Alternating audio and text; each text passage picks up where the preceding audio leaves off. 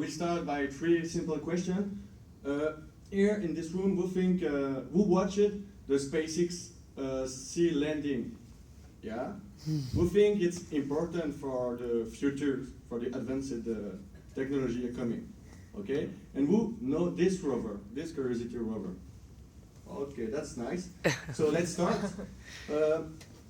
I did this project first because I'm a space enthusiastic, really. I'm involved in a lot of associations promoting the space exploration, so I wanted to create a mock-up. First a digital mock-up, then a 3D printing mock-up for education purpose, to have discussion with people, kids or whatever, everybody. So let's start.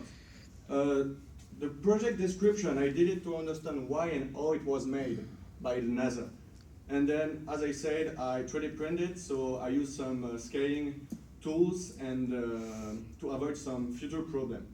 I simplify the geometry too for the 3D printing. So, R&D, this is the Curiosity rover, for people who don't know the rover. It's actually on the red planet, Mars. It's basically a space drill for geologic purpose and looking for some life form. The R&D, I use the internet resources and books and documentation from website of NASA. So it was a kind of big job of R&D. I used first the part design and assembly design. It's simple tools of CATIA. I created E-bomb and skeleton to facilitate, to make it easy to create. Then I started by the wheel and the tire to the legs. I will just highlight the point because I have too much thing to say. Here is a little caption in my presentation. I use all the picture you see, it's my rover from CATIA. So I did some caption about the tools to understand why it was made like this, because of the technology in this rover. So I had a problem with the head. I resolved it with the scaling.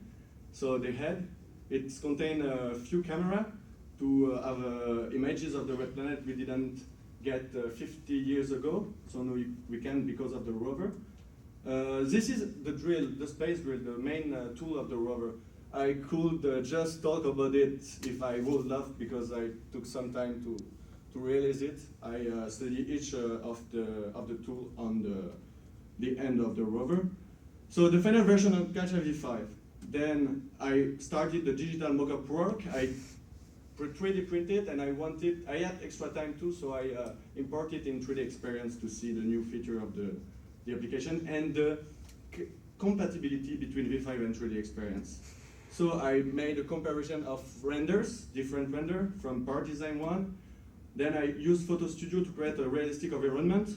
So you can check my PowerPoint for more detail. I use the Keyshot software. There is a lot of compatibility between this V5 and this software. And then I did some kinematic to really show and demonstrate the utility of the rover. You can see here the problematic with my assays. Then I 3D print the rover. So I made a resume of simple steps I did to realize the rover with STL format and generate cut part from product. Then yeah, this is the steps. If you want more data, we can talk together, or you can check my PowerPoint. We can do both. So the 3D printing action and the result. This is my rover actually. So then 3D experience rotation. Here's I just got some good, extremely good feature of 3D experience. So I thank you for your attention, and I can't wait to talk with you about space. Thank you.